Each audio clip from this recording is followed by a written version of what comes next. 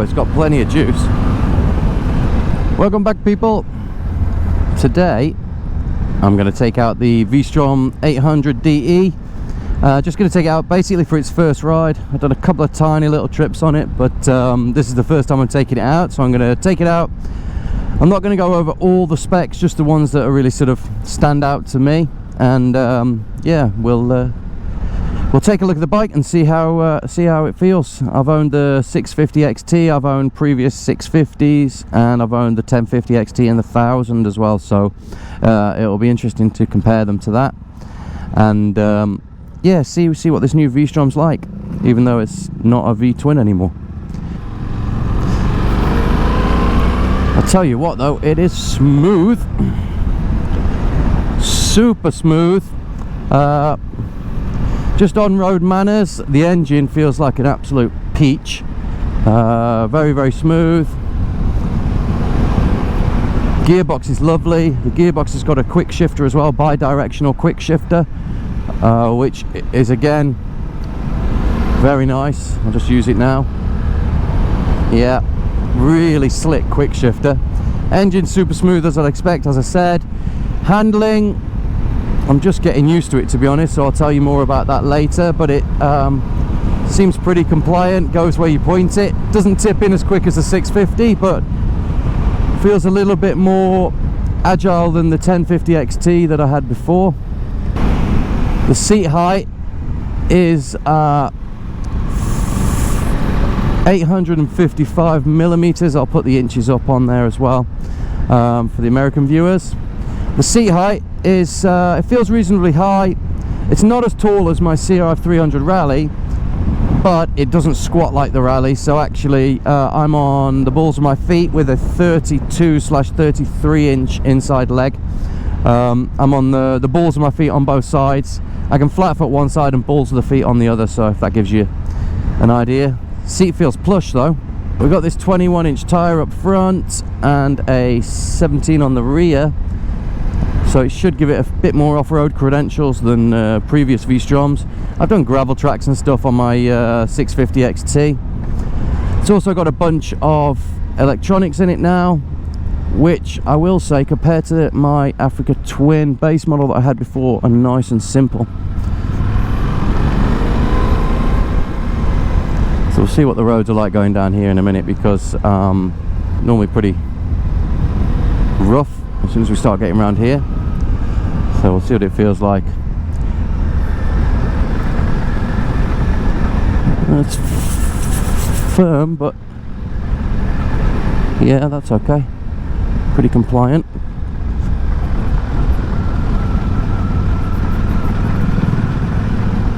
Yeah, I'm pretty happy with that. So yeah, the main differences on this bike are obviously the engine, now being a 800cc or 776cc parallel twin, moving away from the traditional V-twins of the V-stroms. It feels, when I've just taken it out for a quick spin and given it a little bit more revs, it feels much more lively than the old 650 or even the 1050 engine. If we just, I'm not going to thrash it because I'm in braking, but it's got plenty of nip, loads of torque down low. Torque is all in the bottom and mid-range, which is perfect for this kind of bike. Feels much more, I know, I have had 650s before, and I know on a previous video of mine, I'd sort of said the engine was a little bit boring. Good engine, but just a little bit boring. This one is definitely not that. It's an absolute beauty. So there's the new engine and the 21 inch front, of course, which is a real sort of mark away from the previous V-stroms, with it being a little bit more off-road orientated. I think a lot of questions people have is the weight, because it is coming in at 200, I think it's 232 kilograms, and it doesn't feel like a light bike. I'm not going to say it does, but the center of gravity is pretty low on it.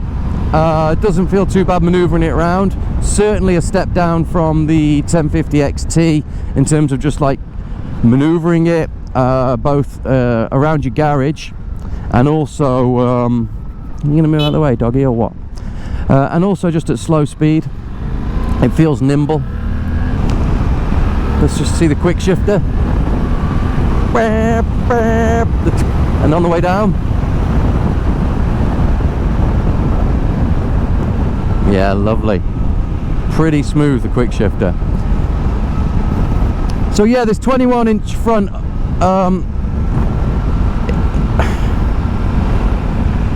it's definitely slower to lean in than a 650, but it's not slow, it's yeah, it's okay. It just feels really steady, but it goes where you want it to. It feels well balanced. And you got these electronics now. So you got, I was talking about my Africa Twin before, is brilliant bike, but the electronics on it are mental. On this one, it's pretty simple. So I'm going to stop and walk you around the bike in a bit. But you basically hit the mode switch. Now you're in traction control. You can change it on the fly, as I'm doing now.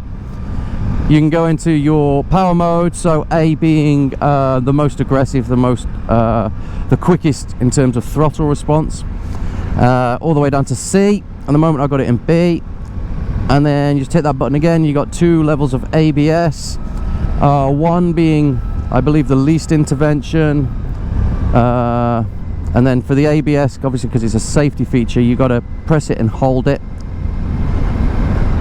If I'm off the throttle, there you go. And you can turn the rear ABS off, and you can turn the traction control off as well. One of the big things on this as well, with the 21-inch front now, you've got 8.7 inches of travel, of suspension travel, and of ground clearance. Oh, it's got plenty of juice. Oh. It's definitely got plenty of power.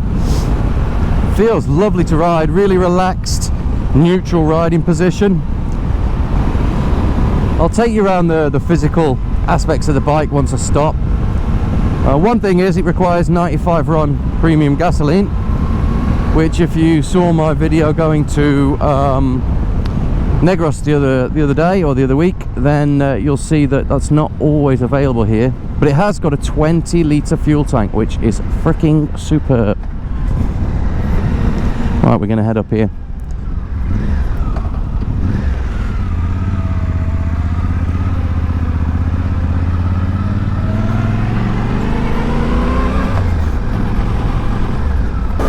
In a minute we just get some loose gravel and a bit of dirt. I'm going to see how it performs on that.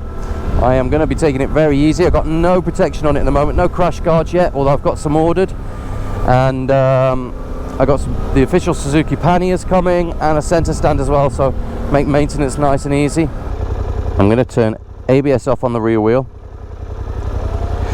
and then I'm going to turn traction control off, and that should give me the best settings. Although you can actually, on traction control, you can put it on gravel. Shall I try the gravel setting?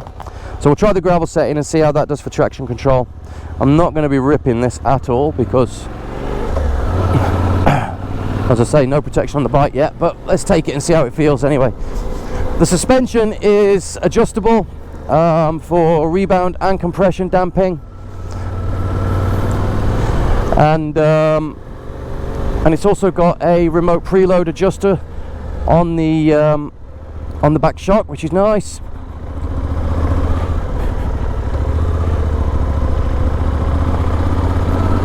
Yeah, it feels okay.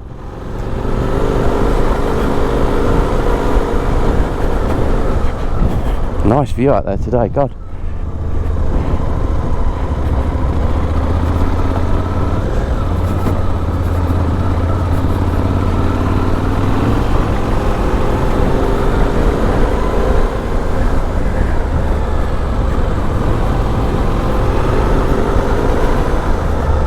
Oh, look at that view. See what the standing position's like. Standing position is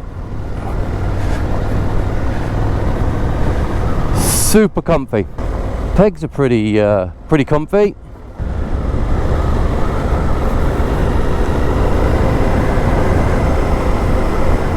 This kind of stuff is going to do it all day. Suspension's feeling nice, it's soaking up the bumps, it's not too hard.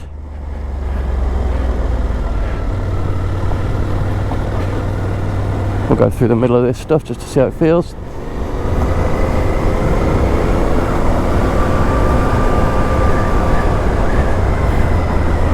Nip around that. Yeah, it's nice. Oh, that's a massive hole there.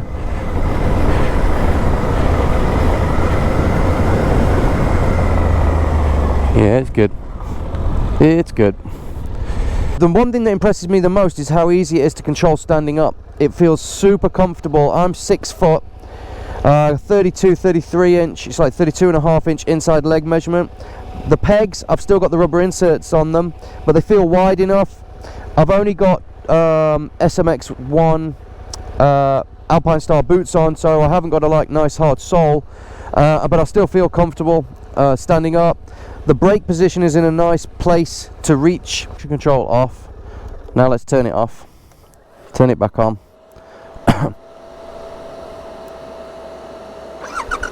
Start it up and let's see. Okay, so the traction control stays off.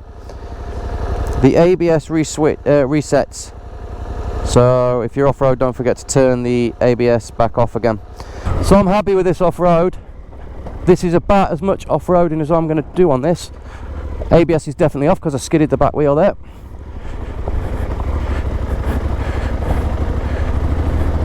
And the engine's nice because it chugs from down low, so I can just pop it in second. Yeah, it's okay on the gravel there. Loose, really loose gravel's getting a bit squirrely, but it's okay.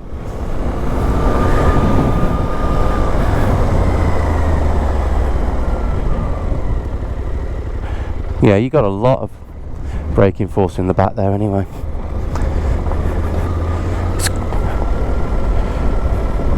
Well, this is good. I'm happy with this.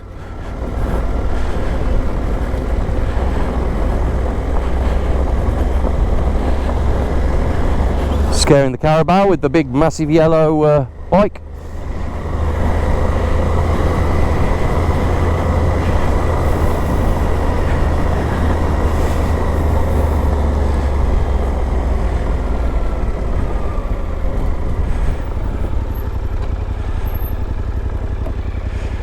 Nice. I'm well happy with that, to be honest. It's that's really easy to just hop up and ride it just on tracks like that. I'm never going to do more than that, I'm honest. Let's do a quick walk round for you. Okay, so main change, let's go to that first, the engine. So you've got a 776cc parallel twin. It's got a 270 firing crank, so the sound of it is nice. It does sound good. It doesn't sound like the V-twin. Everyone says it does. It doesn't sound like the V-twin. It hasn't got that low down grumble sound. But the engine's really nice. This is it's a really good engine. It's got really good low down and mid-range pickup and power. And it's super smooth. And the quick shifter is also super smooth. Let me get the crap out the pedals. Yeah, it's one of the best quick shifters I've used. It's really nice to use. So that's the engine. And then we go to the 21-inch front tyre. They come with Dunlop Trail Max tyres, mixed tour. They seem alright on this kind of stuff. They're okay, fine, no problem at all. I'm not pushing it, obviously, so any guys who push it more, maybe they sort of find the limits. But for me, those tyres are good.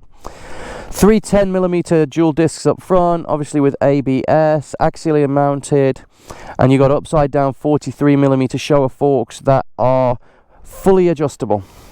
So you got rebound and compression via here and here, and obviously down below. So you can fully adjust those forks, and then you have fully adjustable rear shock as well in here, with a remote preload adjuster, which is dead handy, so you can whack your bags on here and get your sag height and everything right.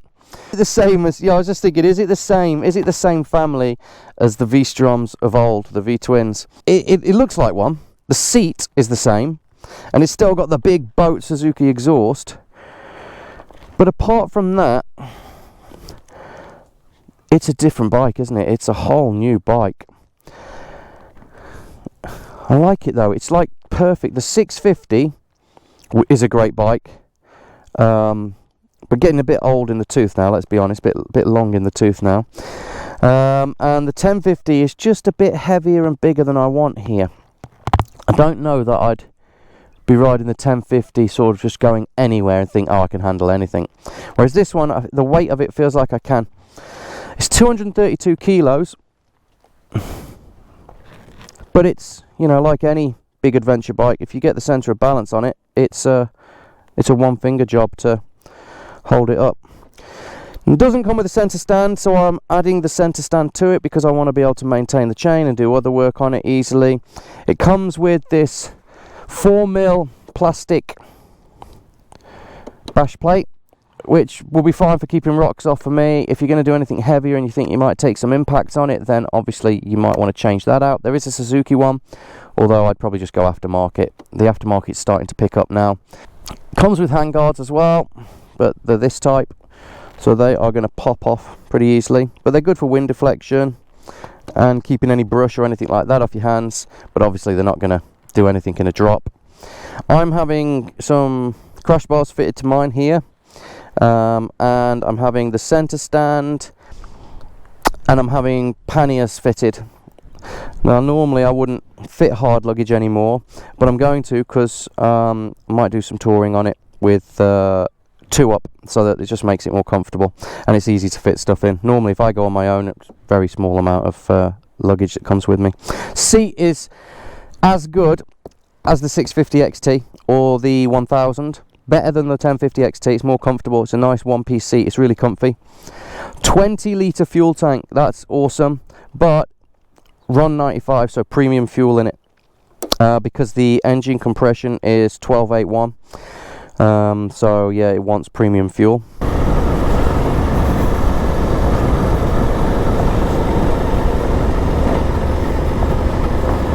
If you've enjoyed this content, make sure you like, subscribe and hit the notifications bell as well.